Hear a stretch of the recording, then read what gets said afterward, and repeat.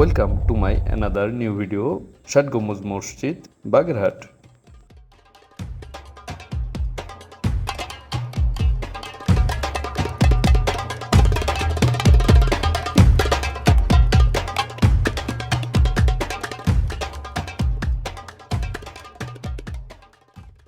আমাদের যে 20 টাকার নোটের ভিতর যে ষাট গম্বুজ মসজিদ দেখতে পাচ্ছেন, এটি কিন্তু সেই ষাট গম্বুজ মসজিদ। চুন এবং পাথরের গাঁথনিকৃত মসজিদটি আধুনিক রড সিমেন্টের গাঁথনিকে হার মানিয়ে দাঁড়িয়ে আছে। আসসালামু আলাইকুম। আজকে আমরা চলে আসছি বাগেরহাটের ষাট গম্বুজ মসজিদে। আমার পিছনে যে মসজিদটি দেখতে পাচ্ছেন, ষাট গম্বুজ মসজিদ। আমার সঙ্গে আছেন ফারুক, আমার সাথে আছে ফারুক, মনির, ইস্তিয়াক, আমার শালাবাবু কোথায়, আমার শালাবাবু সোহাগ, আর হচ্ছে নামটা বলো, আমার কলিজার দোস্ত। ইউনেস্কো স্বীকৃত বিশ্বের ঐতিহ্যবাহী স্থানগুলোর মধ্যে বাগেরহাট মসজিদের শহর নামে স্বীকৃত। ষাট গম্বুজ মসজিদ এরই একটি অংশ। এই মসজিদটি বাংলার সুলতানি আমলের অর্থাৎ 1352 থেকে 1576 বাংলাদেশের বৃহত্তম মসজিদ। সেই সময়কালে সুন্দরবনের গভর্নর ছিলেন খান জাহান আলী। এই মসজিদটিকে সমগ্র দক্ষিণ এশিয়ার সবচাইতে চিত্তাকর্ষক মুসলিম স্মৃতিস্তম্ভগুলোর মধ্যে একটি হিসেবে বর্ণনা করা হয়েছে।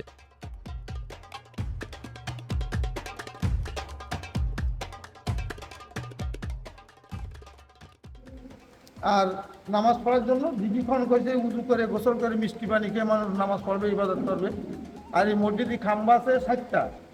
এটা বাংলায় খুঁটি বলে, ইংরেজিতে পিলার বলে, ফার্সি ভাষায় খাম্বুজ বলে। 60 খাম্বুজের পরে গম্বুজ, এই জন্য 60 গম্বুজ বলে। আর গম্বুজ হচ্ছে তিনি এই মসজিদের একজন খাদেম। তিনি মসজিদ সম্পর্কে আমাদের কাছে বর্ণনা করছিলেন।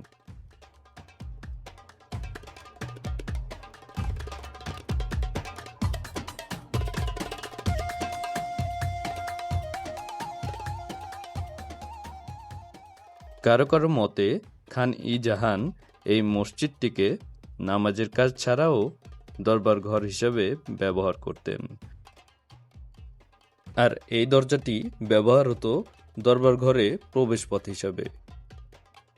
মসজিদের মূল ফলকের পিছনের অংশে বিশাল আকারের একটি পুকুর, যার জলধারা থেকে মানুষ অজু এবং দৈনন্দিন কাজে ব্যবহার করার জন্য মিষ্টি পানি পেয়ে যেতেন।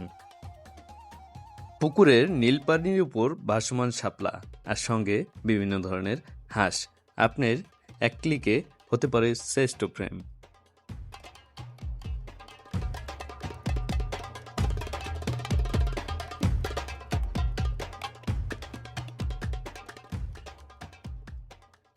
পুকুরের পাড় ঘেঁষে বৃহৎ বৃক্ষরাজির মাঝখান দিয়ে হাঁটতে আপনার ভালোই লাগবে, সেটা যদি দুপুরের চড়া রোদের মধ্যেও হয়।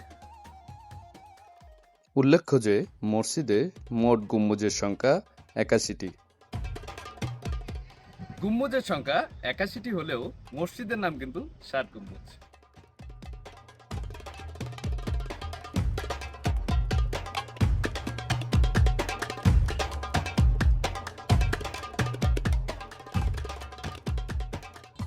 এই মসজিদটি কবে নির্মিত সঠিক ইতিহাস থেকে জানা যায় না, তবে মসজিদের স্থাপত্য শৈলী থেকে আর কোনো সন্দেহ থাকে না যে এটা খান জাহান আলীর আমলেই স্থাপিত।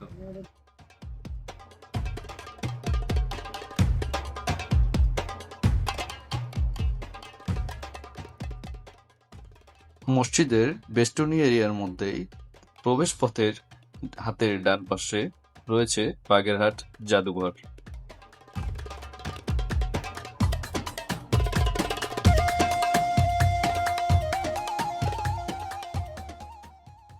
এই জাদুঘরে রয়েছে সেকালে ব্যবহৃত কিছু নিদর্শন এবং ছবি দ্বারা সব নিদর্শনগুলোকে ফুটিয়ে তোলা হয়েছে।